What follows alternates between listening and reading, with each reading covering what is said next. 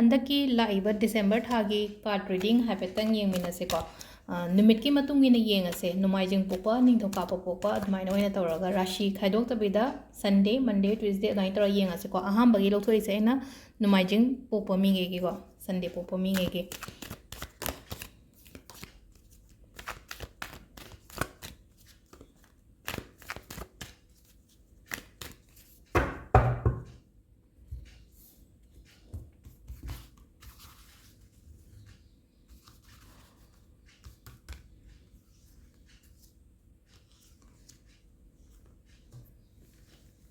Card अहुम अहुम होइना लौथोगा येंगसेको Sunday अहुम सी Sunday की ngaतनीको सिगी अहुम से येंगबई खुयेंग से पास्ट प्रेजेंट फ्यूचर हैना स्माइना खाइदोएको सिसिना पास्ट कार्ड सिना प्रेजेंट सिसिना फ्यूचर हाना हाइतारेको हाइदि पास्ट की ओइना हारगदी यामना नुंगाइना लेकिबो ओइना ओइको नुंगाइना लेकिबा हाइतारगदी प्रॉब्लम लेरमदबदो हाना कैसुको हाना प्रॉब्लम याम का हाना कैसु लेते रिलेशनशिप ता ओइरो नत्रगा सेल थुंगी मतंग दा ओइरो कैसु थुदोको केमता अदुम फजना स्टेबल ओइबदो ओइना ओइबदो हाइदि सिसिना हौकिबा मतम गिनिको अदो हौजिक सेको हौजिक की ओइना हारगदी को हाइदि आइगोंदा चिंता गुंबा खर लेको हाइदि चिंता लेबा हारगदी स्ट्रेस सु ले हाइदि एंजाइटी सु लेको हौजिक से अदुगा अमन अमुक हाइदि थबा इंखांगदो थबा इंखांग हारगदी करियर नत्रगा आइगी बिजनेस हारसिनेको आइगी जॉब नत्रगा आइगी बिजनेस कुंबसिदा खितंग चैलेंजिंग ओइगनिको अदो हौजिक लेरिबा कैनोसिदा हाइदि चेंज कुंबा तौबिगनुको थबा इंखांग चेंज केमता तौबनोन हाइको अदुगा अमन कमाइना हाइगे हाइ कांसिदा थानिना को थोलेसे द मून एन थोलेको था से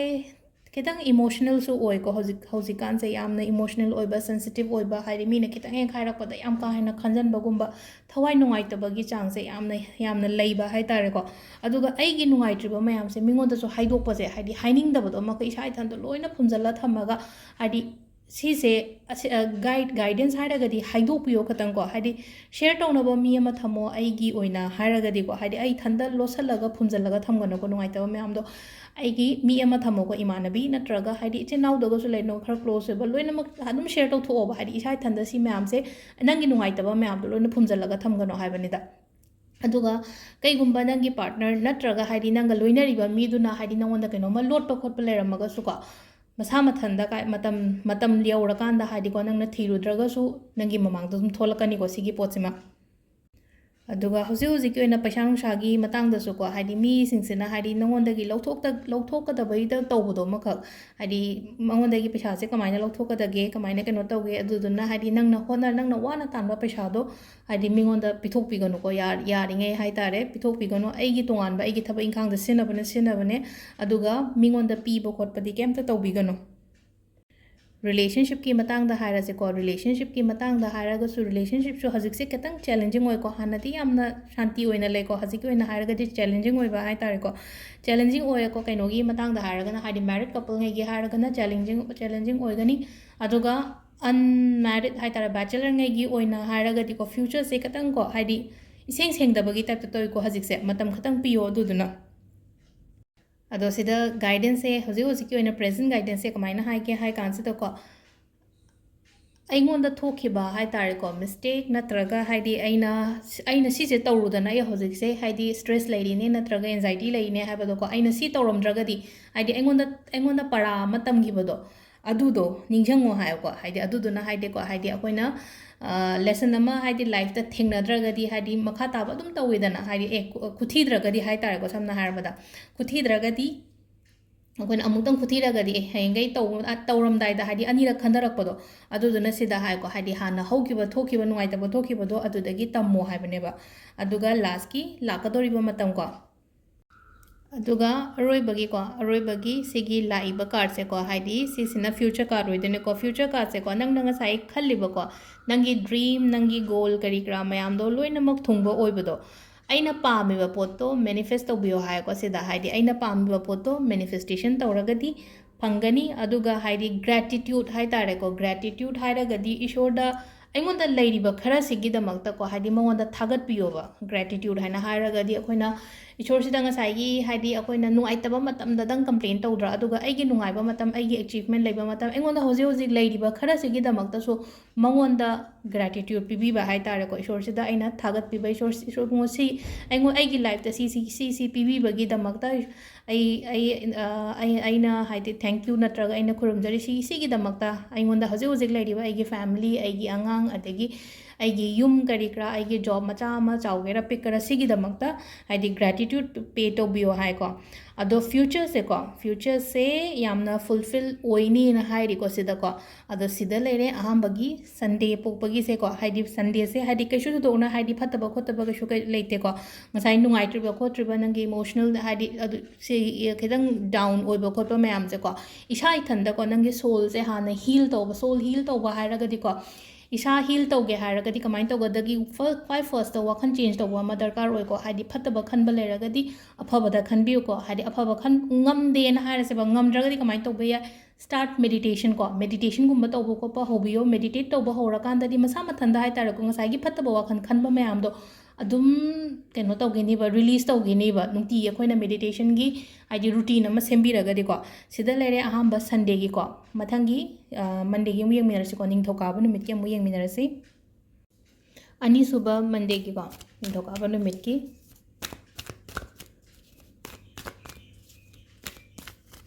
ꯆꯞ ꯃꯥꯟꯅꯅ ꯑꯗꯨꯝ ꯇꯧꯔꯁꯤꯀꯣ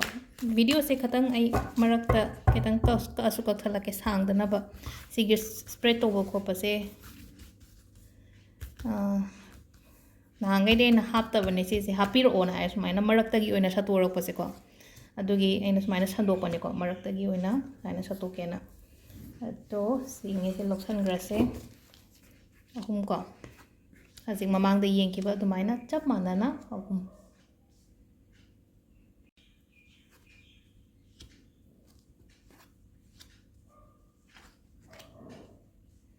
ꯅꯤꯡꯊꯧꯀꯥꯕ ꯄꯣꯛꯄꯉꯩꯒꯤꯁꯨ ꯑꯗꯨꯝ ꯌꯥꯝ ꯐꯖꯅ ꯂꯥꯛꯑꯦꯀꯣ ꯌꯥꯝ ꯐꯖꯅ ꯂꯥꯛꯑꯦꯅ ꯍꯥꯏꯔꯒꯗꯤ ꯀꯥꯔꯠꯁꯦ ꯑꯗꯨꯝ ꯌꯦꯡꯕꯗ ꯈꯤꯇꯪ ꯄꯣꯖꯤꯇꯤቭ ꯀꯩꯅꯣꯝꯃ ꯑꯗꯨꯝ ꯐꯥꯎꯔꯝꯒꯅꯤꯀꯣ ꯑꯗꯣ ꯁꯤꯁꯤꯅ ꯄꯥꯁ ꯀꯥꯔꯠꯀꯣ ꯑꯍꯥꯟꯕꯒꯤ ꯄꯥꯁ ꯀꯥꯔꯠꯁꯦꯀꯣ ꯊꯕꯛꯁꯦ ꯌꯥꯝ ꯍꯣꯠꯅꯩꯌꯦꯀꯣ ꯍꯥꯏꯗꯤ ꯃꯃꯥꯡꯗꯀꯣ ꯍꯥꯏꯗꯤ ꯍꯧꯈꯤꯕ ꯃꯇꯝ ꯍꯥꯏꯇꯥꯔꯦꯀꯣ ꯄꯥꯁ ꯀꯥꯔꯠꯁꯤꯗꯀꯣ ꯆꯦꯂꯦꯟꯖꯤꯡ ꯌꯥꯝꯅ ꯑꯣꯏꯕꯗꯣ ꯑꯩꯅ ꯊꯕꯛ ꯏꯪꯈꯥꯡ ꯇꯧꯕ ꯃꯇꯝꯁꯤꯗꯀꯣ ꯍꯥꯏꯗꯤ ꯍꯣꯠꯅꯕ ꯌꯥꯕ ꯍꯣꯠꯅꯔꯦꯀꯣ ꯍꯣꯠꯅꯕ ꯌꯥꯕ ꯑꯩꯅ ꯅꯍꯥꯟꯒꯩ ꯍꯣꯠꯅꯈꯤꯕ ꯀꯩꯅꯣꯗꯨꯅ ꯍꯥꯏꯇꯥꯔꯦ ꯍꯧꯖꯤꯛꯁꯦ ꯈꯤꯇꯪ ꯁ꯭ꯇꯦꯕꯜꯗꯤ ꯑꯣꯏꯔꯛꯑꯦꯀꯣ ꯍꯥꯟꯅꯒ ꯍꯥꯏꯔꯨꯔꯒꯗꯤ ꯑꯩꯅ ꯃꯃꯥꯡꯗ ꯍꯣꯠꯅꯈꯤꯕ ꯃꯌꯥꯝꯗꯨꯅ ꯍꯥꯏꯇꯥꯔꯦꯀꯣ ꯔꯤꯂꯦꯁꯟꯁꯤꯞꯇ ꯑꯣꯏꯔꯣ ꯅꯠꯇ꯭ꯔꯒ ꯊꯕꯛ ꯏꯪꯈꯥꯡꯗ ꯑꯣꯏꯔꯣꯀꯣ ꯌꯥꯝꯅ ꯆꯦꯂꯦꯟꯖꯤꯡ ꯑꯣꯏꯕꯗꯣ ꯐꯦꯃꯤꯂꯤꯒꯤ ꯃꯇꯥꯡꯗ ꯍꯥꯏꯔꯁꯤꯅꯦꯀꯣ ꯑꯩꯅ ꯑꯣꯏꯅ ꯍꯥꯏꯇꯥꯔꯦꯀꯣ ꯑꯩꯅ ꯂꯣꯏꯅ ꯄꯨꯕꯗꯣ ꯔꯦꯁꯄꯣꯟꯁꯤꯕꯤꯂꯤꯇꯤꯁ ꯃꯌꯥꯝꯁꯦ ꯑꯅꯝꯕꯅ ꯑꯩꯅ ꯑꯅꯝꯕ ꯄꯨꯕ ꯍꯥꯏꯇꯥꯔꯦꯀꯣ ꯍꯥꯏꯗꯤ ꯅꯨꯄꯤ ꯑꯣꯏꯔꯒꯁꯨꯀꯣ ꯍꯥꯏꯗꯤ ꯏꯃꯨꯡꯒꯤ ꯍꯥꯏꯗꯤ ꯂꯩꯇ ꯂꯥꯏꯔ ꯑꯣꯏꯔꯣ ꯅꯠꯇ꯭ꯔꯒ ꯃꯀꯨꯞ ꯃꯇꯥꯁꯦ ꯍꯥꯏꯗꯤ ꯑꯩꯅ ꯂꯣꯏꯅꯃꯛ ꯇꯧꯕꯒꯤ ꯇꯥꯏꯞꯇ ꯑꯣꯏꯅ ꯇꯧꯕ ꯍꯥꯏꯇꯥꯔꯦꯀꯣ ꯑꯗꯣ ꯏꯁꯥꯒꯤ ꯑꯣꯏꯅꯁꯨ ꯍꯣꯠꯅꯕꯁꯨ ꯌꯥꯝꯅ ꯀꯜꯂꯤꯀꯣ ꯍꯣꯠꯅꯕ ꯌꯥꯝ ꯀꯜꯂꯦ ꯑꯗꯨꯒ ꯍꯥꯏꯗꯤ ꯅꯪꯅ ꯍꯣꯠꯅꯔꯤꯕꯗꯨꯒꯤ ꯍꯥꯏꯗꯤ ꯃꯍꯩꯁꯨꯀꯣ ꯍꯧꯖꯤꯛ ꯑꯗꯨꯝ ꯆꯦꯟꯖ ꯂꯥꯛꯑꯝꯒꯅꯤꯀꯣ ꯂꯥꯏꯐꯇꯀꯣ ꯑꯗꯣ ꯍꯧꯖꯤꯛꯁꯦ ꯄꯨꯔꯥ ꯈꯤꯇꯪ ꯁꯥꯟꯇꯤꯗꯤ ꯑꯣꯏꯔꯦꯀꯣ ꯍꯥꯟꯅꯒ ꯍꯥꯏꯔꯨꯔꯒꯗꯤ ꯌꯥꯝ ꯐꯔꯦ ꯁꯥꯟꯇꯤ ꯑꯣꯏꯔꯦ ꯍꯥꯏꯗꯤ ꯋꯥꯈꯟꯁꯦꯀꯣ ꯃꯃꯥꯡꯗ ꯂꯩꯔꯝꯕ ꯃꯌꯥꯝꯗꯨꯒ ꯍꯥꯏꯔꯒ ꯋꯥꯈꯟꯁꯦ ꯍꯧꯖꯤक ꯄीस ꯑꯣꯏ ꯄीस ꯍꯥꯏꯗꯤ ꯂꯥꯏꯐꯁꯦꯀꯣ ꯌꯥꯝꯅ ꯄीसफुल ꯑꯣꯏꯅ ꯂꯩꯕꯗꯣ ꯂꯩꯌꯦꯀꯣ ꯍꯥꯏꯗꯤ ꯕꯦꯂꯦꯟꯁ ꯇꯧꯔꯒ ꯐꯖꯅ ꯑꯗꯨꯝ ꯆꯠꯂꯤꯀꯣ ꯍꯧꯖꯤꯛꯁꯦꯀꯣ ꯍꯧꯖꯤꯛ ꯃꯇꯝꯁꯦ ꯍꯥꯏꯗꯤ ꯐꯗꯤ ꯐꯩꯀꯣ ꯁꯣꯝꯒꯤ ꯑꯣꯏꯅ ꯍꯥꯏꯔꯒꯗꯤ ꯑꯗꯣ ꯍꯥꯏꯗꯤ ꯂꯥꯛꯀꯗꯕ ꯃꯇꯝꯁꯤꯅ ꯑꯃꯨꯛ ꯐꯒꯅꯤꯕ ꯍꯥꯏꯗꯤ ꯂꯥꯛꯇꯣꯔꯤꯕ ꯆꯍꯤ 3 ꯅꯠꯇ꯭ꯔꯒ ꯆꯍꯤ ꯂꯥꯛꯀꯗꯧꯔꯤꯕ ꯆꯍꯤ 4-5ꯁꯦꯀꯣ ꯍꯥꯏꯗꯤ ꯑꯍꯣꯡꯕ ꯌꯥꯝ ꯂꯥꯛꯀꯅꯤꯀꯣ ꯂꯥꯏꯐꯇ ꯑꯗꯨꯒ ꯂꯝ ꯆꯠꯄ ꯈꯣꯠꯄ ꯄꯤꯔꯤꯀꯣ ꯑꯗꯣ ꯁ꯭ꯇꯨꯗꯦꯟꯠꯉꯩ ꯀꯩꯉꯩ ꯍꯥꯏꯗꯤ ꯂꯩꯔꯒꯁꯨꯀꯣ ꯂꯝ ꯆꯠꯄ ꯑꯣꯚꯔꯁꯤꯁꯀꯨꯝꯕ ꯀꯩꯒꯨꯝꯕ ꯑꯗꯨꯃꯥꯏꯅ ꯆꯠꯄ ꯈꯣꯠꯄ ꯑꯗꯨꯃꯥꯏꯅ ꯂꯩꯒꯅꯤꯀꯣ ꯂꯝꯗ ꯆꯠꯄ ꯑꯗꯨꯒ ꯊꯕꯛꯀꯤ ꯑꯣꯐꯔꯒꯨꯝꯕ ꯂꯥꯛꯀꯅꯤꯀꯣ ꯈꯪꯍꯧꯗꯅ ꯊꯕꯛꯀꯤ ꯑꯣꯐꯔ ꯅꯠꯇ꯭ꯔꯒ ꯃꯤ ꯑꯃ ꯂꯥꯛꯑꯒ ꯍꯥꯏꯇꯥꯔꯦ ꯅꯪ ꯁꯤ ꯊꯕꯛꯁꯤꯃ ꯇꯧꯅꯦ ꯅꯠꯇ꯭ꯔꯒ ꯍꯥꯏꯗꯤ ꯁꯤꯒꯤ ꯕꯤꯖꯅꯦꯁꯁꯤꯃ ꯍꯧꯁꯤꯅꯦ ꯍꯥꯏꯅ ꯍꯥꯏꯇꯥꯔꯦꯀꯣ ꯑꯗꯣ ꯉꯁꯥꯏꯒꯤ ꯁꯤꯗ खितंग कुइनदी लेरोइको अदुगी थबकतो अखोइना हैसिंगबा अमा दरकार ओइ हैसिंगबा अमा दरकार ओइ हारगदी सिदको हादि पोटसे लाअमगा थुना चटखिबा ओइना ओइबदो अदुदुना हादि मिटना सिंगोबा खतंग को मिटना सिंगबिरगा हादि लाक्तोरिबा पोटसे याम फगनिको सोमदा अदुदुना हौजिक सुंगारेको हौजिकसु फैको फबज हौजिकसु फै अदुबु अमना मुकमा हाइगे हाइ कानसेदको साउगनुको साउबसे हादि हजिक पीसोइना लेइसेको अदुम लैयोबा साउगटपा खोकटपा टेंशनगुम्बा केमता लौगनुको याम का हाइना अदो अदगी रिलेशनशिप ता हारगसुको हस्बैंड वाइफ हाइदि अनी दो हाइतारे मबाइनी से अदुम पुल्लगा हाइतारे को सोमगे ओइना हस्बैंड वाइफ हाइदि इबाइनी पुल्लगा फमिनरगा हाइदि को हाइदि एनी प्रॉब्लम लाको मतमदा सॉर्ट आउट तौबा ngamgani ko aduga ama hadi hojik loinaraga leiribangei haitare ko bachelor ngegi oina haraga su sigi relationship se kaisu akaiba kemta leite makhatana adum pubiyo ko ahum subagi Tuesday Numitki ko leba popo mingegi haipetang yengminarase mo.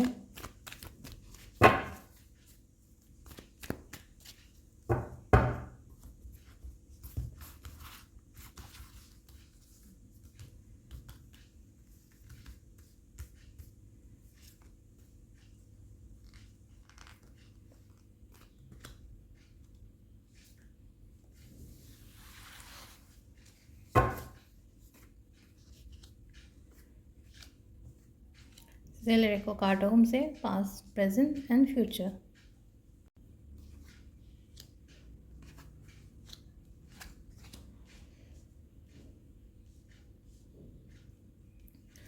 Lyrical past, present, future se ko.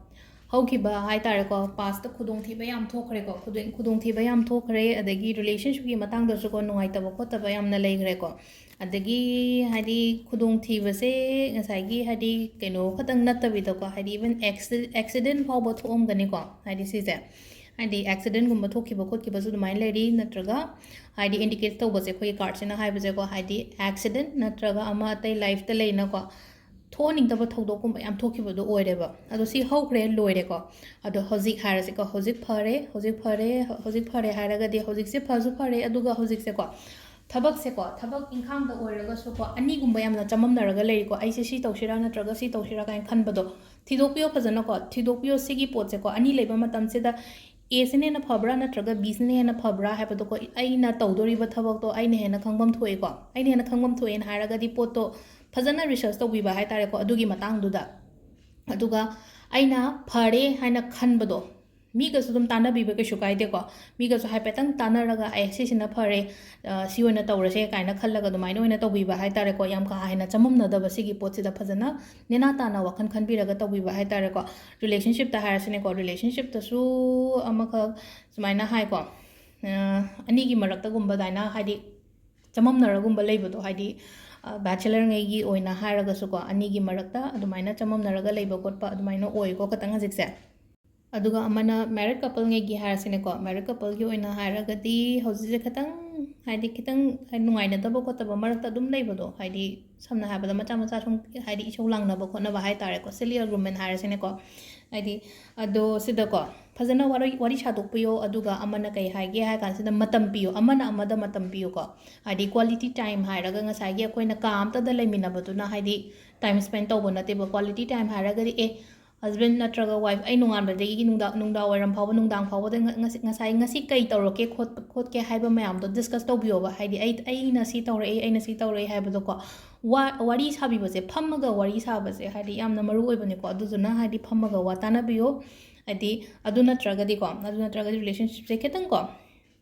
nungai taba khotaba adumaina oina oi ko aduna sort out to biyo ko adu lakadoriba matam haidi future sida di phai ko thaba inkhang to matam da mai pakani haji aina tawdoriba khotori mayam se celebrations kumba leigani ko luhong kai hong bu su phajana piri ko luhong kai hong bagi haidi sida leona haidi celebrate to bagi mong do aina toise ko aduna yung kai pan gadaba khotaba oiraga su ko haidi phajana leimina ba ko adumaina oina oigani thaba inkhang gi matang da su mai pakpa adumaina oini oi ko adu sida lere leba popagi sina Matangi sina yumja gaisa Numitki ko yumja gaisa gi haipetang card se yengase ko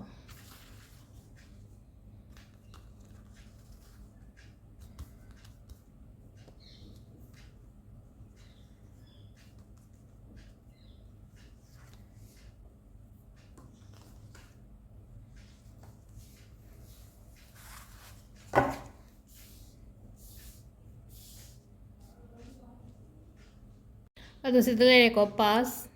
present and future ko sida gi haipetang card ki message se kai no haibadu yengminarase ko haukiba matamdi yam phai ko haukiba matamdi haidi success kumba leigiba khotkiba adumaina oi ado hojik se katang kaino tawe life sida hai tare ko haidi hojik se haidi kitang khara kakhat kumda leibado haidi obstacles leiba hai tare ko adu kitang wakhan nungai taba ko taba dum basu khara piri aduga pesa nungsa khara mangi ko pesa nungsa khara mange aduga mi gi sel gumba su khara tolam gani hojik ki oina hairaga di ko aduga haidi sel tole haidi engonda phana waraga su aina mingonda gi mateng ni base haidi tan bado isana haida support gumba longning de ko haidi somgi damakta mi di leigani atarga su somna longning da bado mateng mingonda haining da bado isa gi oina wakan phattaba yamna khalle ko hojikance ko wakan phattaba do khanbigano haidi afaba rom da onthokpiro wakan do ko phattaba wakan do khallinge haidi phattaba oina lakko do isada do maina oina lakani ko pesha sagi area da ko yamna challenging oigani ko aduga haidi pesha mangba se ko kitang section bio ko haidi handaki tha se amu haidi december se ko present se o keno laiba tha se haidi financial loss kumba kai gumba laigani aduna kitang yengaga khotlaga haidi pesha piba matam pesha thadaba matam da keno tobiba haitare ko khandharaga bajana tobi ko relationship ki oina haraga su ko kitang distance leina badong na tobi ko haidi good card oidaba do relationship ki oina haraga di ko adu taraga su haidi sida ko haidi yam ka hena keno tawdabida ai hauji kai tawbo yai focus to haitare ko ai gi thabak tu da focus tobiba haitare ado pesha nu sana maram oiraga haidi relationship ta soglakpa gumba adumba su lei ko haidi ngasai gi pesha walakpa natraga income walakpa su mana pesha na maram oiraga relationship ta haidi ayada pan lakpa do adumba su piri ko aduga last ki oina aroiba card se ko aroiba card se ye message na kai no hai matam sida ko nangonda lotlaga thamba pot kumba leiraga su ko haidi si se nangi mamang da lakani ko aduga amana kai haige matam haidi anaba khotpa leiragadi ko health ki issues kumba leiragadi naba phaba adumaina piri aduga amana ko haidi sida kitang ko ai nungai taba leibase sida hajik nungai te na ko nungai taba leibase haidi wakhan se aigi soul se hai tare ko aigi wakhan se kamaina hana heal tawgadage haibado ko haidi adu heal tawnaba tawbiyo ko heal tawba haragadi phan bai tare wakhan phataba khaliba mayam do kamaina phan gadage haragadi khwaidagi phaba medicine haina haragadi meditation ko haidi wakhan nungai taba matamda meditate kumba tawbiyo ko isai taraga haidi dhyan tawbiba adumaina dhyan tawba kamaina meditate tawdoino hangpa yago kemta tawgadamde phammo khwai chalaga phajana phammo back straight tawraga isai nungai ba mata aduga wakhan haidi kaino pot amada dhyan tawraga tawbiyo ba haidi sigi haidi chanting tawba icham chamna haraga om gi chanting tawrone ko om gi chanting gumba se tawbiyo ko aduda dum haidi kemta haidi ngasai gi meditate tawma chamsira wakhan cha khale ka haiba su yawo khambra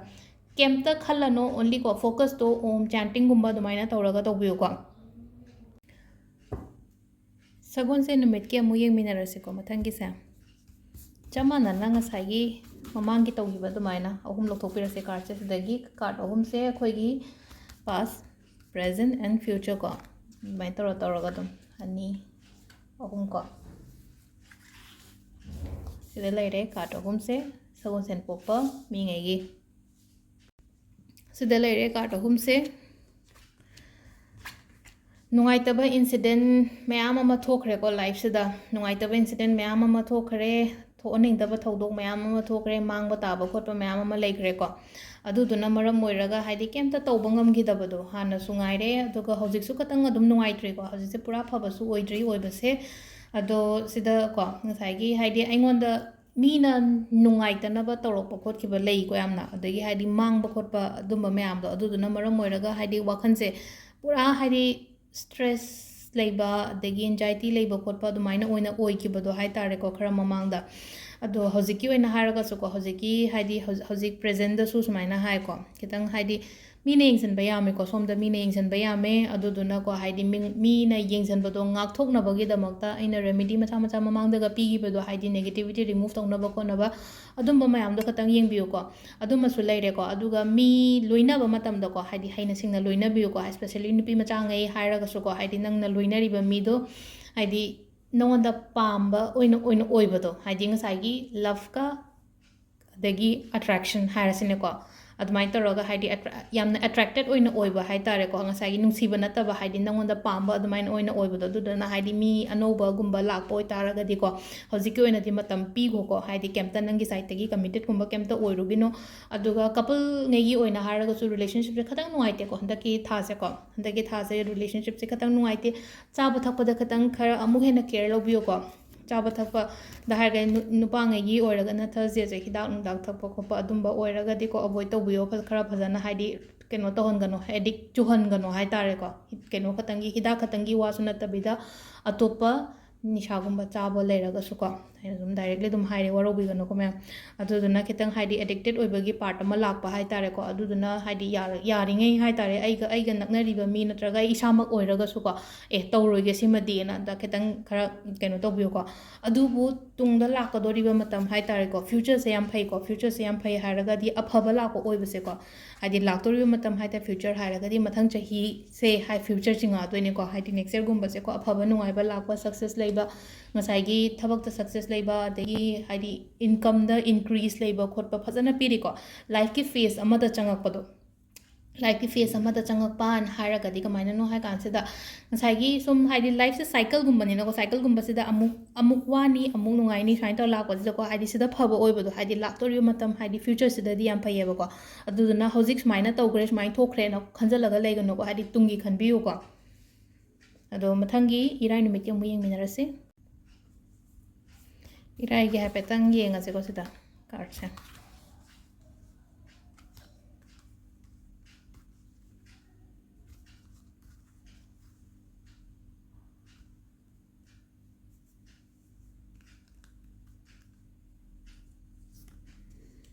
ꯑꯍꯨꯝ ꯂꯧꯊꯣꯛꯄ ꯑꯗꯨꯃꯥꯏꯅ ꯑꯍꯨꯝ ꯂꯧꯊꯣꯛꯄꯤꯔꯁꯤꯀꯣ ꯃꯃꯥꯡꯒꯤꯗꯨꯒ ꯆꯞ ꯃꯥꯟꯅꯅ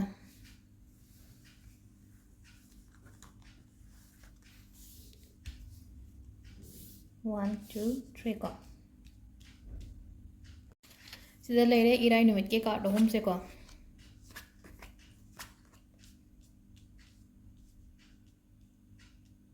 ꯍꯧꯈꯤꯕ ꯃꯇꯝ ꯈꯤꯇꯪ ꯅꯨꯡꯉꯥꯏꯇꯦꯀꯣ ꯍꯧꯈꯤꯕ ꯃꯇꯝ ꯌꯥꯝꯅ ꯆꯃꯝꯅꯈꯤꯕ ꯀꯟꯐ꯭ꯌꯨಷꯟꯒꯨꯝꯕ ꯂꯩꯈꯤꯕ ꯈꯣꯠꯈꯤꯕ ꯑꯗꯨꯃꯥꯏꯅ ꯂꯩꯈꯤꯕꯗꯣ ꯌꯥꯝꯅ ꯈꯟꯖꯥꯟꯅꯐꯝ ꯈꯟꯖꯥꯟꯅꯐꯝ ꯈꯪꯗꯕ ꯍꯥꯏꯇꯥꯔꯦꯀꯣ ꯑꯗꯒꯤ ꯋꯥꯈꯜ ꯂꯧꯁꯤꯡ ꯕꯨद्धꯤ ꯀꯩꯀꯥ ꯀꯩꯝ ꯊꯣꯛꯈꯤꯗꯕ ꯃꯇꯝ ꯑꯣꯏꯅ ꯑꯣꯏꯈꯤꯕꯗꯣ ꯍꯧꯈꯤꯕ ꯃꯇꯝꯁꯦ ꯑꯗꯨꯒ ꯏꯚꯟ ꯍꯥꯏꯗꯤ ꯈꯟꯅ ꯆꯩꯅꯕ ꯐꯥꯎꯕꯗ ꯂꯩꯔꯝꯒꯅꯤꯀꯣ ꯑꯗꯨꯒ ꯌꯥꯝꯅ ꯅꯦꯒꯦꯇꯤቭ ꯑꯣꯏꯈꯤꯕ ꯃꯇꯝ ꯍꯥꯏꯇꯥꯔꯦꯀꯣ ꯍꯧꯈꯤꯕ ꯃꯇꯝꯁꯦ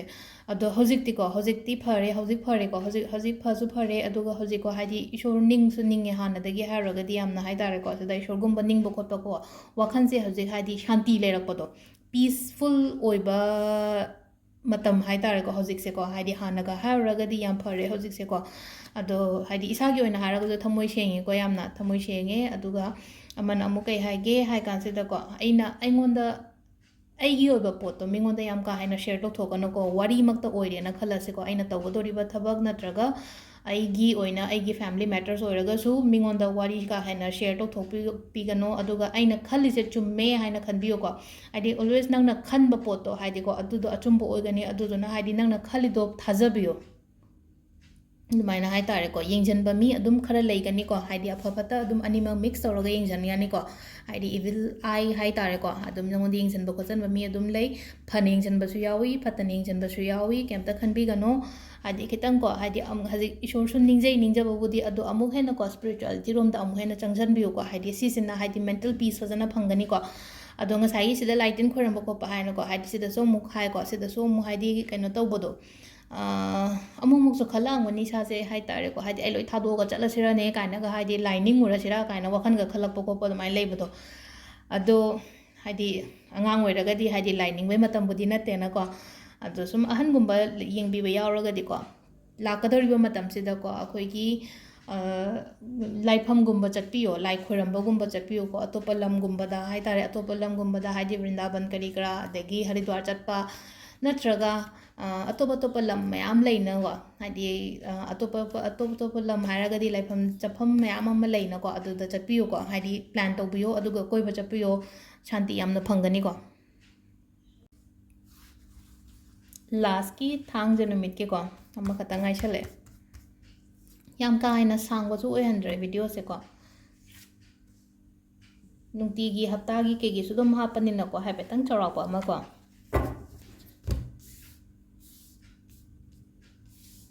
ꯁꯤꯗ ꯂꯩꯔꯦꯀꯣ ꯊꯥꯡꯖ ꯄꯣꯛꯄ ꯃꯤꯉꯩꯒꯤ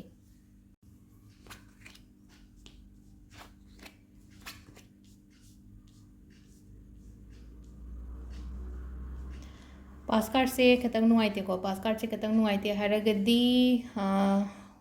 ꯍꯥꯏꯗꯤ ꯑꯩꯉꯣꯟꯗ ꯅꯨꯡꯉꯥꯏꯇꯕ ꯈꯔ ꯊꯣꯛꯈꯤꯕꯒꯨꯝꯕ ꯈꯔ ꯂꯩꯕꯁꯤꯅꯀꯣ ꯍꯥꯏꯗꯤ ꯏꯁꯥ ꯐꯥꯎꯕꯗ ꯅꯥꯕ ꯍꯥꯏꯇꯥꯔꯦꯀꯣ ꯍꯥꯏꯗꯤ ꯅꯥꯕ ꯍꯥꯏꯔꯒꯗꯤ ꯃꯦꯟꯇꯦꯂꯤ ꯏꯜ ꯑꯣꯏꯕꯗꯣ ꯃꯦꯟꯇꯦꯂꯤ ꯏꯜ ꯑꯣꯏꯕ ꯍꯥꯏꯔꯒꯗꯤ ꯑꯩꯈꯣꯏꯅ ꯀꯩ ꯍꯥꯏꯒꯗꯒꯦ ꯍꯥꯏꯕꯗ ꯗꯤꯄ꯭ꯔꯦꯁꯟ ꯁ꯭ꯇ꯭ꯔꯦꯁ ꯀꯔꯤ ꯀꯔꯥ ꯂꯩꯈꯤꯕ ꯈꯣꯠꯈꯤꯕꯗꯣ ꯑꯗꯨꯃꯥꯏꯅ ꯑꯣꯏꯅ ꯑꯣꯏꯀꯣ ꯑꯗꯣ ꯁꯤꯁꯤꯅ ꯍꯧꯈ꯭ꯔꯕꯅꯦꯀꯣ ꯍꯧꯈ꯭ꯔꯕ ꯄꯣꯠꯁꯦ ꯈꯤꯇꯪ ꯅꯨꯡꯉꯥꯏꯇꯦ ꯍꯥꯏꯕꯅꯦ ꯑꯗꯣ ꯄ꯭ꯔꯦꯖꯦꯟꯠꯀꯣ ꯄ꯭ꯔꯦꯖꯦꯟꯁꯦ